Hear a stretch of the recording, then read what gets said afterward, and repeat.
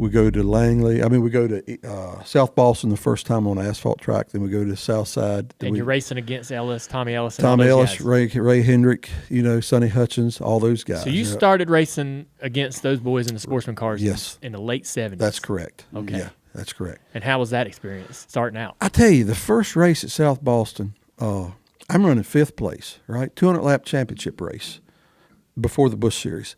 And I'm 4th. Ellis is 5th, and he hits me like 20 laps ago and spins me out, right? And I know about Ellis. I don't know him because where I'm from is secluded from racing. Back in those days, you had the Caraway group, the Asheville group, the Richmond group, the Manassas, Maryland group, Birmingham, all these groups, and everybody knew what everybody was doing. Well, where I lived, it wasn't anything, just dirt racers. So anyhow, I knew about Ellis and his wild ways. Wild ways, man. And in fact, just maybe 2 or 3 weeks before that, he had blackened both of Manusovic's eyes, right? So anyhow. And he's a little guy. Little dude. Ellis? Yeah. Tommy Ellis. Really? Talented. God, he was a natural talent to drive a race car. Anyhow, so he spins me out. So the next week we go to Southside, and it's a 200-lap race. And we're running, and I'm not running as good in this race. Well, it's like 5 laps to go. He's leading. He comes up to lap me. And I learned in dirt the way I did my thing, and I was taught. He comes up to lap me on the backstretch. I pull down. We go into turn 3. I get way out of the gas. He gets to the outside of me, going through 3 and 4. Coming off 4, I just turn him. I just hit him, spin him, because that's what you do. That's what we did. That's how I was taught. It's barbaric, but that's the way I was taught. Sure. If you didn't, you get whatever you move up a division, you'd have to take care of yourself. If you didn't, man, you were just dead meat. So anyhow, the race is over, and I come in, I get out of my car, and it seemed like at that time thousands of people around me, and what it amounted to, all these people, who the hell is this guy from the mountains come down here and wreck Tommy Ellis, right? I'm standing there, and I'm thinking, well, and about that time I look way up, and it looks like the sea's parting, right? And here comes Tommy, just waddling like that, and I'm like, uh-oh, here we go. So the crowd's parting for him, and he's coming straight towards me, and he's sweaty, he's got these long hair, I can see he's battering a wet hen. So I turn around. I don't turn, but I got my right fist cocked because I learned 2 years before that at a dirt event, not get hit first. Don't get hit first in these melees. It doesn't work. So about the time he gets to me, I'm getting ready to let loose before he gets on my head, and he sticks his arm out to shake my hand, and I'm like, I don't know about this, right? So I take my left hand and do like that, and I've got this one ready to go. It's like a hockey fight. And he grabs it. Are we muted on this? Can we go? Go say what you want to say. He grabs my hand. He says, I don't know who the hell you are, but you all right. Turns around and walks away, and me and him were buddies after that. No kidding. From that moment forward, never had any problems ever with Tommy. Become one of my good buddies. Unreal. Yeah. That same kind of deal happened to Jimmy Spencer, but I was going to shoot him. That was Tell that story. Yeah, what happened? You were going to shoot him?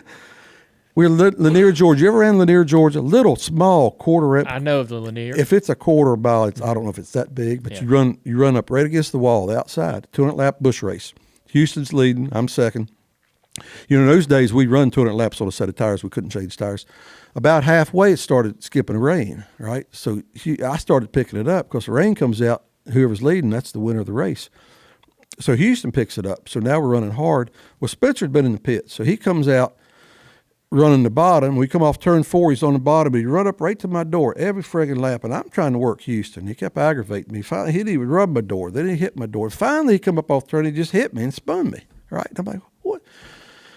Race is over. I go down there, and Jimmy had just moved down here, right? He hadn't been here very long. And I go up to him, and Jimmy's about this much bigger than everybody, and all his brothers and sisters, they're all bigger, And I said, Spencer, why'd you wreck me? I didn't wreck you, Mast. I said, Spencer, you wrecked me in turn 4. Why did you wreck me? Well, you come down on me. Spencer, I didn't come down on you. I was battling for the lead. Why did you wreck me? Well, I was trying to get a lap back. I said, Spencer, you 63 laps out. Why did you wreck me? Trying to get a lap back. Why did you wreck me? So went downhill from there. Finally, he says, well, you want to try to whip my ass? That's what you're going to do? I said, no. I said, I'm not going to do it because you and all your brothers are going to jump on me, and I'm not taking an ass whipping from all y'all people. I'm going back in my truck, and I'm going to get my gun, and I'm going to blow your head off, right? And I turned around, and honest to God, so I've thought about this over the years. I walked away. And I got maybe 50 feet from him. Spencer says, Mast. And I turn around and he goes, what the hell? Like that. And I go, shit. Right? He diffused me. Yeah. Your dad diffused me like that one time. But you know, and I often thought, he asked me one time, he said, Rick, if that deal hadn't happened, what was your intention? I said, Spencer, on my mind, I was going to get my gun and I was going to come back and shoot you. And I said, maybe by the time I got to the truck, got my gun, got settled down or whatnot, I'd have got chilled out, you know. But when I left you, that was the whole thing on my mind. And so I knew I couldn't whip all y'all. No, not the Spencers. They're cocked ready to go even on their best days. And you know the best part of that deal? After that, me and Jimmy we never touched bumpers for a decade on the racetrack. Jeez. His mom and dad would look after me. His mom was always cooking. She would always come over and make me eat with them. Whenever I had a little problem and I looked up, all these brothers were behind me. It was weird. It was weird the way that worked. What was the time when Dad diffused you? He had wrecked me. Were you going to shoot him too? No. My first year of school, and Dale, I'll tell you some of these stories later on, Junior, but Dale had helped me a lot in my career. Dale Earnhardt Sr. never said no to Rick Mast. He just, I don't know why or what, but if I went to him for something, he was always there. So, and he knew the struggles I'd gone through in the series trying to get the cup. Anyhow, I get my first big-time deal of SCO. We run Daytona. I think we run 4th. The next race, I believe, is Richmond. We qualify maybe 12th or 13th. Me and him are close together. We go in the third turn, maybe 20th lap of the race. He hits me and spins me, wrecks my car, right? So they bring it in, and they got it up on jack stands, and they're working on the car, and I'm in the car, and I'm mad. I'm sitting there thinking, damn, Earnhardt, why'd you do that? Man, I don't want to have to do this, but I got to take care of this. Yeah. You know what I mean? I got to take care of this. But hold on. What year is this? 91. 91. Okay, Yes. so yeah, this is Dale Earnhardt at his best too, right? Yeah. Oh yeah. Yeah. Oh yeah. Okay, go ahead. So anyhow, my crew chief at that time was Bob Johnson. If you remember that guy or not, but they were working on the car, and I'm on the radio screaming, cussing, hurry up, hurry up, hurry up. Finally, I looked down one time, and all the crew guys leave the car, and Bob. I look, and they're sitting on the back of the truck, and I'm on the radio. I says, "What y'all doing?" Bob says, "We quit working." "What do you mean you quit working? What kind?" So Bob walks over, and he says, "Listen, dear driver." He said, "This is your first big-time gig. This is a good gig. Everybody likes you. You're a good driver. You're going to make it here for a long time. I know what you're getting ready to do, and I'm not going to let you go out there and do it." Right? That's all he said. So I get out of the car, and I get up under the car and start beating on it myself. I'm only one of the guys over there watching me. I'm beating on the car, trying to get the thing, and I never do get it, right? So anyhow, the race is over. The next week we go to Rockingham, and I pull in the infield of my car, my street car, the first day, practice day, open the door, and I don't know where it come from, but I turned around, there's this butt staring at me. There's a person bent over with their butt staring up at me, and I'm like, what the heck? I look around, it's Dale. I said, "What are you doing, Earnhardt?" He says, "Go ahead and kick it. I know you want to." Oh, right? man. I'm like, damn. So we talked a little bit. He said, "Listen, man, I'm sorry. I didn't mean to do that. I hit the apron. I didn't mean to do it." No. I said, "Dale, I get it. I understand." I said, "But you're the last. You know what I've been through and how much you helped me. You're the last person I thought would have done that to me." Well, I could have bought him for $1 then.